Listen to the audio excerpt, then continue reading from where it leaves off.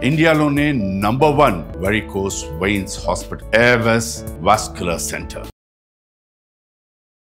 ప్రస్తుతం మనతో పాటు ఉన్నారు శ్రీకృష్ణ సుధీ గారు. ఒక్కసారి గురువుగారితో మాట్లాడదాం. ఎందుకంటే 7వ తారీఖు చంద్రగ్రహణం ఉంది. ఇది సంపూర్ణ చంద్రగ్రహణం అంటున్నారు. గురువుగారిని అడిగి అన్ని తెలుసుకుందాం. గురుగారు నమస్తే అండి. నమస్కారం అండి. గ్రహణం బ్లడ్ మూన్ అంటున్నారు. ఇది ఎరుపు బాగా ఎక్కేటువంటి చంద్రగ్రహణం ఇది అన్నట్టు. ఎందుకు అలాగా? దీనివల్ల ఏమన్నా ఇబ్బందులు ఉంటాయా? ఈశాన్య శృంగం ఎక్కడైతే గ్రహణం ప్రారంభం అవుతుంది, ఏటు పక్క నుంచి వెళ్తుంది, ఆ పక్కన ఉండేటువంటి మిగతా గ్రహాలు కానివ్వండి, ఇప్పుడు ఏదైనా సరే కాంతి రిఫ్లెక్షన్, చంద్రుడు అనేది సొంత కాంతి కాదు, సూర్యుడి యొక్క కిరణాలు రిఫ్లెక్ట్ అయ్యి మళ్ళీ దాన్ని ప్రతిఫలింపజేయటమే చంద్రుడి యొక్క లక్షణం. అలానే రిప్రజెంటేషన్ ఆఫ్ స్టార్స్ కూడా ఇప్పుడున్న నక్షత్రాన్ని బట్టి, ఉన్న రాశిని బట్టి, ఆ పక్కన ఉన్నటువంటి గ్రహాల యొక్క ప్రతిఫలించేటువంటి కాంతిని బట్టి, అందుకని ఈశాన్యం నుంచి మొదలుపెట్టి ఇప్పుడు మీరు కొన్ని గ్రహణాలు గమనిస్తే బ్లడ్ మూన్గా ప్రారంభమై బ్లూ మూన్గా వచ్చి తర్వాత ఎండ్ అయ్యేటప్పుడు మామూలుగా వైట్ మూన్గా ఎండ్ అవుతుంది. ఇక్కడ ఏంటంటే ఇది కొంత మీరు ఇలా వచ్చినటువంటి పరిస్థితులు భూమికి ఉండేటువంటి కోణాన్ని బట్టి, భూమి నుంచి మనం చూసేటప్పుడు ఆ కోణం యాంగిల్ని బట్టి కూడా కలర్ వస్తుంది. దాన్ని బట్టి ఈ చంద్రుడి మీద ఉండేటువంటి ఇది కొంత విపత్కర పరిస్థితిని సూచిస్తున్నది. సముద్రం నుంచి కానీ లేదంటే వచ్చి ఒక రకమైనటువంటి జల ప్రమాదాలు. చంద్రుడికి జలానికి అవినాభావ సంబంధం అండి. మీకు ఉదాహరణ పౌర్ణమి నాడు అలలు ఎక్కువ వస్తాయి, ఆటుపోట్లు ఎక్కువ ఉంటాయి అంటారు. ఇది చంద్రగ్రహణం అంటే భూమికి కొంచెం దగ్గరగా రావటం వల్ల కూడా ఆ నీళ్ళ మీద ఎక్కువ ప్రభావం చూపెడతాడు. తద్వారా వచ్చేసేసి నీళ్ళు కొంచెం చంద్రుడు వల్ల ఇబ్బంది పడి సముద్రం నుంచి ఉపద్రవం రావచ్చు. సముద్ర తీరరేఖలో ఉండేటువంటి రాష్ట్రాలు ఏవైతే ఉన్నాయో అవి కొంచెం ఇబ్బంది పడతాయి. లేదు, ఈ గ్రహణం తదుపరి పరిస్థితుల్లో తీరరేఖలో ఉండేటువంటి రాష్ట్రాలను పరిపాలించేటువంటి వ్యక్తులకు కూడా గండం చెప్పచ్చు. అంటే గ్రహణాల సూచన రాజుకి సంబంధించిందిగా ఎక్కువ చెప్తాం.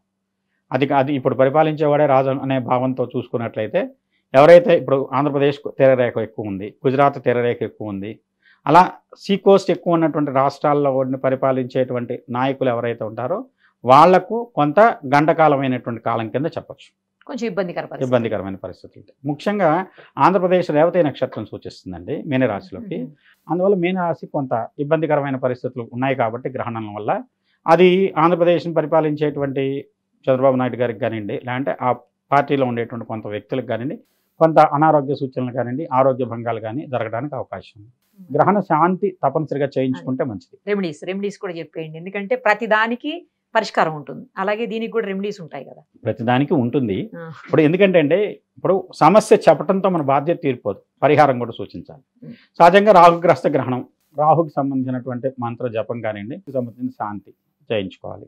అలానే వచ్చేసి చంద్రగ్రహణం, చంద్రుడు ఇబ్బంది పడుతున్నాడు కాబట్టి ఈ కుంభరాశిలో పుట్టిన వాళ్ళు కానివ్వండి, లేదంటే శతభిష నక్షత్రం, పూర్వభద్ర నక్షత్రాల్లో జన్మించిన వాళ్ళు గ్రహణాన్ని చూడొద్దు.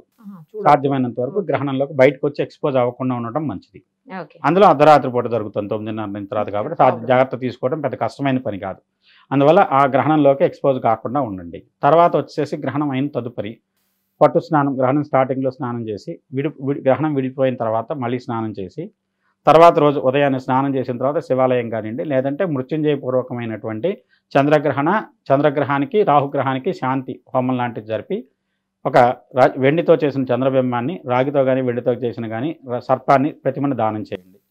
ఈ విధంగా చేస్తే గ్రహణపరమైనటువంటి ఇబ్బందులు తొలగడానికి అవకాశం ఉంది. జనరల్గా కొన్ని గ్రహణాలప్పుడు కొన్ని రాసులకి ఇబ్బంది అవుతుంది, కొన్ని రాసులకి బాగానే ఉంటుంది. అంటే ఏంటి దానికి అలా కారణం ఏంటి? అసలు ఆ రాశులు బాగుంటాయి, ఈ రాశులు బాగోవు అని చెప్పడానికి ఏంటి రీజన్ అసలు? అంటే గ్రహణం ఆ రాశి నుంచి ఏ స్థానంలో ఏర్పడుతుంది. ఓకే, ఇప్పుడు మామూలుగా మీరు గమనిస్తే ఇప్పుడు మేషరాశి నుంచి లాభస్థానంలో గ్రహణం ఏర్పడుతుంది. ఇప్పుడు అలానే కర్కటక రాశికి చూడండి, లగ్నాధిపతి అష్టమంలో ఉన్నాడు చంద్రుడు, దోషం. ఆ చంద్రుడికి మీద గ్రహణం పడుతుంది, దోషం మీద గ్రహణం అయ్యేసరికి మైనస్ ఇంటూ మైనస్ ప్లస్ అవుతుంది. అలాగనే ఏంటంటే లగ్నాధిపతి అష్టమంలో ఉన్నాడు, అష్టమంలో ఉన్న లగ్నాధిపతి మీద రాహుగ్రస్త గ్రహణం అంటే అష్టమంలో ఉండటం దోషం. దాంతోపాటు ఏంటంటే గ్రహణం కూడా అయ్యటంతో దోషానికి దోషం అంటే మీకు మేలే కదా.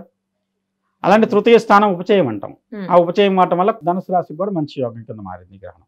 అందులో ముఖ్యంగా ఏంటంటే కొంతమంది భూమిని ఆధారం చేసుకొని, భూమి లోపల ఉండేటువంటి నిధి నిక్షేపాలు, ఇప్పుడు సహజంగా కొంత మైనింగ్ రిలేటెడ్ నిధి అంటే ఏం లేదు కాదు, బంగారమే కాదు, ఇప్పుడు గ్రానైటు, ల్యాండ్ వచ్చేసి ఇప్పుడు చాలా రకాలైనటువంటి ఖనిజాలకు సంబంధించి వాటితో వ్యాపారం చేసే వాళ్ళకి కూడా కలిసి వస్తుందని చెప్పచ్చు. రైట్. ఇంకొకటి ఏంటంటే ఫుడ్ ఈ టైం నుంచి ఈ టైం లోపలే తినాలి, ఈ రాశుల వాళ్ళు ముఖ్యంగా 6 గంటల కనీస వ్యవధి పాటించండి అని చెప్పి ఎవరో అంటుంటే విన్నాను నేను. నిజమా అండి? ఇప్పుడు ఆహారం తినకూడదు అని చెప్పి ఎందుకు చెప్తున్నారండి? ఏమో నాకు అదే అర్థం కాలేదు. అందుకని నిజం చెప్పనండి, ఆహారం అనేది అది నిజంగా సాధనలో ఉన్న వాళ్ళకి ఉపయోగపడుతుంది. ఆహార నియమం గ్రహణం సమయంలో చాలామంది ఇక్కడ ఏంటంటే గ్రహణం అనేది భూమి, సూర్యుడు, చంద్రుడు ఒకే సరళ రేఖలోకి వస్తాయి. దాంతోపాటు రాహుకేతువులు వస్తాయి. మొత్తం 9 గ్రహాల్లో 5 గ్రహాలు ఒకే లైన్లో ఉంటున్నాయి. తద్వారా ఏమవుతుంది, మనం కేంద్రీకరించడానికి అనుకూలమైన సమయం, దృష్టి కేంద్రీకరించడానికి. సపోజ్ అన్నం తిన్నామండి, తిన్నామంటే మన బ్లడ్ ఫ్లో కానివ్వండి, ఎనర్జీ అంతా కూడా ఆ అన్నాన్ని జీర్ణం చేయడానికి జీర్ణాశయం వైపు వెళ్తుంది బ్లడ్ ఫ్లో అంతా. అన్నం తినలేదు మీరు, దాన్ని గనక మీరు ఆ నిరాహారంగా ఉండి గనక గ్రహణం సమయాన్ని గనక మీరు సద్వినియోగం చేసుకుంటే, వర్టిబ్రాన్ మీద సెంట్రలైజ్ చేస్తే ఆ ఎనర్జీ మీకు విశ్వంలో ఉన్నటువంటి శక్తిని మనం గ్రహించడానికి ఉపయోగపడుతుంది. ఇదేంటంటే పర్వం అంటాం గ్రహణాన్ని. ఆ పర్వం సమయంలో ఎనర్జీ శక్తి అంతా కూడా ఒక రకమైనటువంటి ఒక స్ట్రైట్ లైన్ మీద ఉంటుంది. సూర్యగ్రహణం అయితే ఏంటంటే కలిసే ఉంటుంది, చంద్రుడు, భూమి, సూర్యుడు 3 కలిసి ఉంటాయి. చంద్రగ్రహణానికి ఏంటంటే ఒక స్ట్రైట్ లైన్ 180 degrees డిస్టెన్స్ రేడియస్లో ఉంటుంది. దానివల్ల ఏమవుతుందంటే మీరు కాన్సన్ట్రేట్ చేస్తే వర్టిబ్రా అనేది విశ్వంలో శక్తిని గ్రహిస్తుంది. మామూలు జంతువులు ఇలా ఉంటాయండి, వాటి మీద వర్టిబ్రా ఏం పనిచేయదు, ఎందుకంటే భూమికి ప్యారలల్గా ఉంటుంది. మనుషులకు మాత్రమే వర్టిబ్రా ఇలా నిలబెట్టి ఉంటుంది. నిలబడిన దానివల్ల మనస్సుని ఎప్పుడు బ్రెయిన్ని ఇది హిట్ చేస్తూ ఉంటుంది. తద్వారా మనస్సుకి బుద్ధికి ప్రచోదనం కలుగుతుంది. ఆ శక్తిని నువ్వు ఉపయోగించుకోవడం కోసం ఆహారం తినద్దంటాం ఆ టైంలో. నిజంగా అయితే నియమం అందుకోసం పెట్టింది. ఈ సమయంలో మేము ఏం చేస్తామంటే కొన్ని మంత్రాలు తీసుకుంటాం, వాటిని సిద్ధి పొందడం కోసం సాధన చేస్తాం. ఆ సాధనలో ఉన్నప్పుడు ఆహారం తీసుకున్నారనుకోండి, మంత్రం ఏదో నోటితో నడుస్తూ ఉంటుంది కానివ్వండి, మన యొక్క కాన్సన్ట్రేషన్ మొత్తం ఒంట్లో ఉన్న బ్లడ్ ఫ్లో అంతా కూడా జీర్ణాశయానికి వెళ్తుంది. ఆహారం తీసుకోలేదనుకోండి, వర్టిబ్రా మీద కాన్సన్ట్రేట్ చేయడం ఈజీ అవుతుంది. కానీ ఆకలేసిన పొట్ట మీద కాన్సన్ట్రేట్ చేస్తారేమో, ఆకలి మీద. అది సాధనలో ఉన్న వాళ్ళకి అదే ఉండదు. రోజు తినే వాళ్ళకి రోజుకు 2 పూటలు 3 పూటలు తినే, ఇప్పుడు 9:30కి తినకపోతే ఏం పోయిందండి, 6ంటికి తింటే ఏమైంది? కాస్త ముందు ఈ గ్రహణానికి అయితే ఇబ్బంది లేదు, అది సూర్యగ్రహణానికి అయితే ఇంకా పర్టికులర్. దీనికైతే పర్వాలేదండి, మామూలు 9:50 గ్రహణం స్టార్ట్ అవుతుంది, 6ంటికి తిని 7ంటికి తిని ఆపేస్తే సరిపోతుంది కదా, 3 గంటలు 4 గంటలు.